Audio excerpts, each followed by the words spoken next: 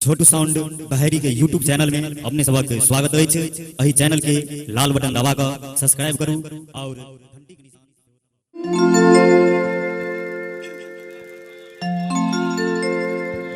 घुमिरले बाल रे हो दिलवा के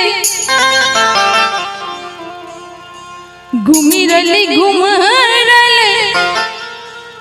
केसरे हो दिलवा के और कहबे बउआ सा कि घुमिरले बाल रे हो दिलवा के घुमिरले बाल रे हो दिलवा के घुमिरले बाल रे हो दिलवा के घुमिरले केसरे हो दिलवा के घुमिरले बाल रे हो दिलवा के घुमिरले केसरे हो दिलवा के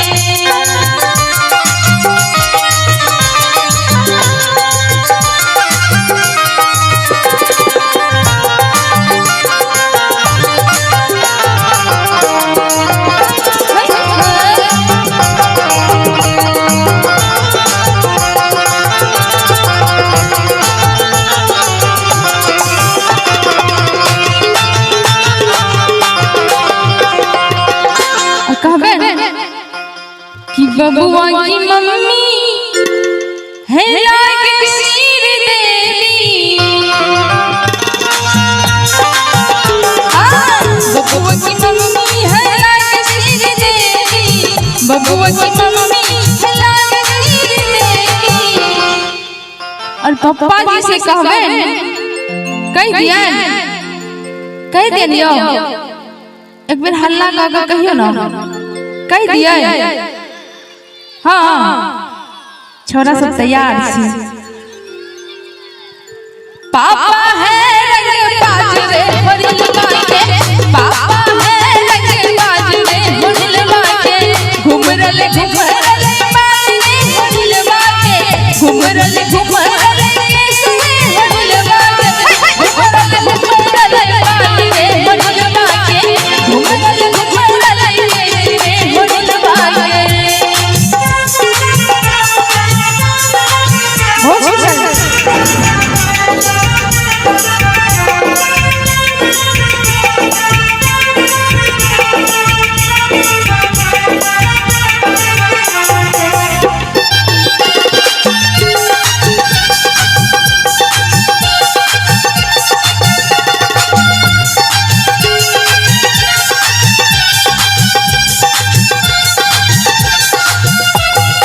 एक बार जोरदार ताली दियो।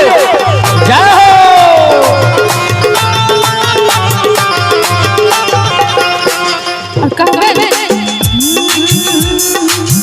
बबुआ की मौसी है महलों की रानी बबुआ की मौसी है महलों की रानी बबुआ की मौसी है महलों की रानी अब बउआ के पापा से पूछियो ने जे बउआ के मौसी सब आयल छै कि नै की आयल छथिन आयल और बउआ के तरफ से अहाँ के लिए 101 रुपए के पुरस्कार। एक बार बढ़िया से आशीर्वाद दो दियो बउआ के। बहुत बहुत आशीर्वाद। देखियो कलाकार चाहे छोट है या बड़ है लेकिन कलाकार के दुआ भगवान के समान मानल गेलै है। एक बार ताली बजा के मस्ती में घुमरल केसरे होरिलवा के घुमरल केसरे होरिलवा के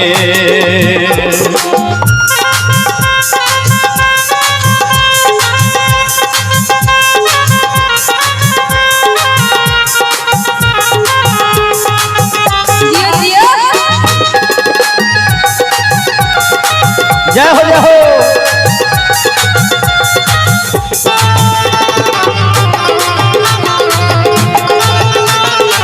वाह क्या बात है। बबुआ की मौसी है महलों की रानी बबुआ की मौसी है महलों की रानी बबुआ की मौसी है महलों की रानी आ मौसी जी कत्ता छथिन आंगन में छथिन किया तो आबि नहीं सकै छथिन कनि बजा दियौ ना बजा दे नीक लगते हो। और अपने जी रजनीश मनीष हार्डवेयर हावी हिनका सौजन से 101 रुपये का सुंदर पुरस्कार, बहुत बहुत धन्यवाद। और अपने जी हावी ड्यूत्री भावी मुखिया हिनका माध्यम से तेज नैन बाबूजी की ओर से 101 रुपये का सुंदर आशीर्वाद, बहुत बहुत धन्यवाद। बोले मिथिला धाम की